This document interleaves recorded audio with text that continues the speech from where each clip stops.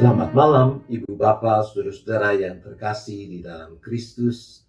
Kita berjumpa lagi di dalam layanan syafaat malam pada malam hari ini. Hari yang istimewa ketika kita bersama dengan seluruh bangsa Indonesia mensyukuri 77 tahun kemerdekaan negeri ini. Ketidakberpikiran. Demikian tema perenungan kita pada saat ini. Adolf Eichmann adalah tokoh yang memainkan peran penting dalam mengorganisir Holocaust, di mana hampir 6 juta orang Yahudi dari berbagai negara dimusnahkan. Eichmann adalah seorang perwira menengah di Angkatan Darat Jerman.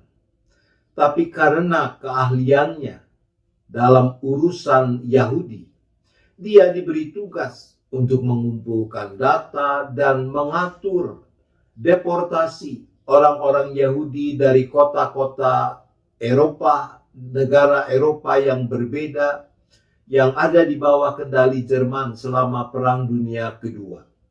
Dia bertanggung jawab langsung pada atasannya, Letnan Jenderal Reinhard Heydrich.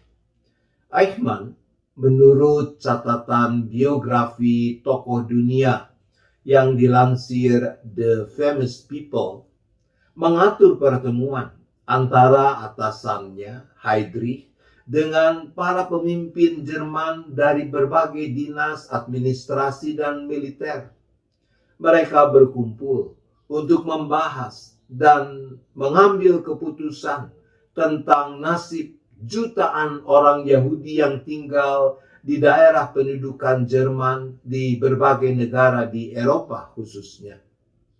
Eichmann melaksanakan keputusan yang diambil dalam pertemuan ini dan bertanggung jawab untuk mengirim orang-orang Yahudi ke berbagai kamp konsentrasi di mana mereka dimusnahkan dengan menggunakan gas beracun dan metode-metode lain. Setelah Perang Dunia berakhir, Adolf Eichmann melarikan diri ke Argentina dan bersembunyi di sana dengan identitas palsu. Melalui proses yang berliku-liku, Mossad, Badan Intelijen Israel, bisa membuktikan jati diri Eichmann yang sesungguhnya. Sebuah tim dikirim ke Buenos Aires, Argentina, di mana Eichmann tinggal saat itu. Pada bulan Mei 1960, Eichmann diculik dan diterbangkan ke Israel. Pengadilan Eichmann terjadi mulai tanggal 11 April tahun 1961 dan selesai pada tanggal 15 Desember 1961. Ia dijatuhi hukuman mati. Permohonan banding terhadap hukuman itu gagal. Maka ia digantung di tengah malam tanggal 31 Mei tahun 1962. Pada saat Adolf Eichmann menjalani proses pengadilan, Hannah Arendt, seorang filsuf dan teoretikus politis, melakukan penelitian mengenai kepribadian Eichmann. Penelitian itu dilakukan lewat peliputan proses pengadilan yang berjalan dan analisisnya. Lalu diterbitkan dalam sebuah buku berjudul Eichmann in Jerusalem. Hannah adalah seorang Yahudi kelahiran Jerman. Pada usia 22 tahun, dia telah meraih gelar Doctor of Philosophy, PhD. Tapi karena latar belakang keyahudiannya, ia dihalangi untuk bisa berkarir menjadi dosen di Jerman. Maka ia pindah ke Perancis dan kemudian ke Amerika. tahun 1959, ia menjadi perempuan pertama yang diangkat ke dalam jabatan guru besar penuh, profesor di Universitas Princeton. Sangat menarik kesimpulan penelitian Hannah Arendt tentang Eichmann yang dianggap sebagai tokoh kunci di balik deportasi dan genosida jutaan orang Yahudi selama Perang Dunia Kedua itu. Hannah mengatakan dalam kesimpulannya bahwa Eichmann bukanlah sosok yang tergila-gila dengan kejahatan. Ia bukan orang kejam yang mencari kepuasan dengan mencelakai dan membunuh sekian banyak orang Yahudi. Apa yang membuat Eichmann melakukan kejahatan besar itu adalah ketidakberpikiran, ketidakmampuan untuk melakukan dialog batin guna memaknai dengan benar tindakan yang sudah dan hendak dilakukan. Karena itu ia gagal memahami hakikat kejahatan. Eichmann menaati begitu saja perintah atasannya, mengabaikan rasio akal sehat dan hati nuraninya. Itu yang terjadi atas diri Eichmann. Ketika pikirannya telah dipenuhi oleh ideologi Nazisme, maka ia menelan bulat-bulat semua perintah dari pihak yang punya otoritas dalam sistem itu. Ketidakberpikiran membuatnya menganggap perintah itu sebagai sebuah kebenaran dan karenanya wajar saja untuk dilakukan. Itu yang membuat Eichmann sampai saat terakhir tetap menyatakan bahwa dirinya tidak bersalah. Ketidakberpikiran, yaitu gagal menggunakan pertimbangan akal sehat dan gagal merawat kepekaan terhadap hati nurani, akan membuat orang terjebak dalam situasi ketidakmampuan untuk memahami kejahatan sebagai sebuah kejahatan, malah menganggapnya sebagai sesuatu yang wajar bahkan benar. Oleh karena itu, ibu bapak, saudara-saudara, sangatlah penting olah pikir dan olah nurani yang benar dalam rangka merawat kemanusiaan kita, terlebih kita yang meyakini diri sebagai makhluk yang diciptakan seturut gambar dan rupa Allah.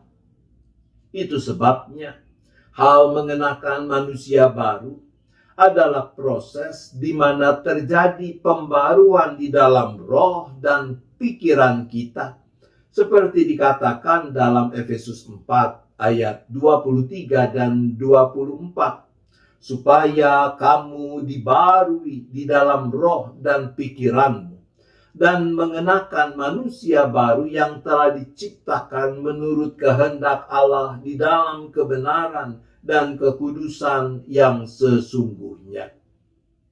Saudara, agar kita terhindar dari kondisi ketidakberpikiran, mari kita praktikkan apa yang dicatat dalam Filipi 4 ayat 8. Paulus berkata, jadi akhirnya saudara-saudara, semua yang benar, semua yang mulia, semua yang adil, semua yang suci, semua yang manis, semua yang sedap didengar, semua yang disebut kebajikan dan patut dipuji, pikirkanlah semuanya itu. Terkait dengan HUT ke-77 Republik Indonesia, mari kita terus mensyukurinya dengan terus berkarya mengisi kemerdekaan dengan menjauhkan diri, bahkan mengikis habis kecenderungan ketidakberpikiran yang sangat destruktif itu. Dirgahayu Republik Indonesia. Bersama Tuhan kita pulih lebih cepat, bangkit lebih kuat. Tuhan menolong kita. Amin. Mari kita bersyafaat. Bapa di sorga, ampunilah kami kalau di sana sini kami gagal menghindari kondisi ketidakberpikiran.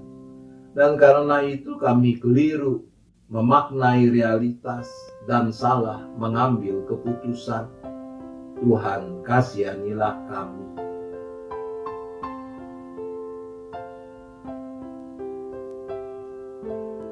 Berilah kami kekuatan, ketulusan, kebijaksanaan untuk sungguh-sungguh menjalani proses pembaruan roh dan pikiran, sehingga makin mampu memilih apa yang benar, yang berkenan kepada Tuhan.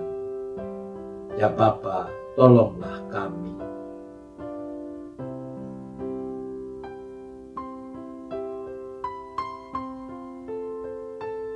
Bersama segenap bangsa ini kami bersyukur untuk 77 tahun kemerdekaan yang boleh dinikmati.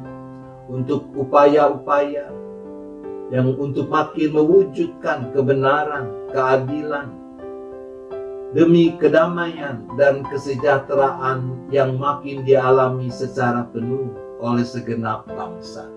Untuk itu kami memohon.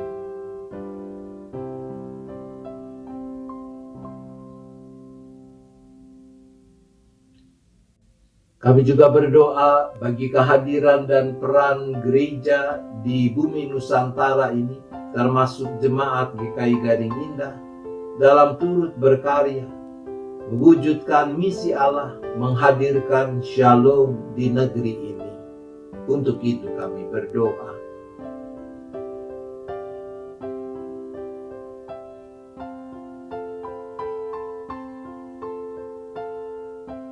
Kami berdoa untuk kegiatan-kegiatan di jemaatmu ini, untuk bulan musik yang masih terus berlangsung di bulan Agustus, untuk kegiatan MPS besok malam, persekutuan lansia pada hari Jumat, dan persiapan-persiapan bagi penyelenggaraan kebaktian Minggu, untuk persekutuan doa pagi pada hari Sabtunya.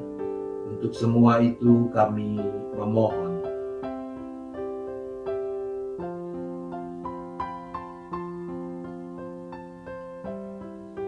Kami juga tetap berdoa bagi saudara-saudara yang sedang bergumul dengan masalah kelemahan tubuh dengan sakit penyakit mereka.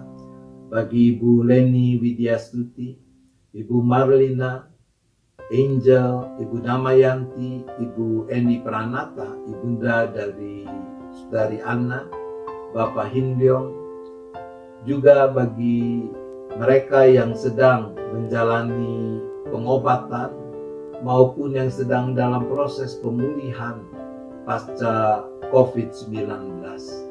Bagi mereka semua kami berdoa.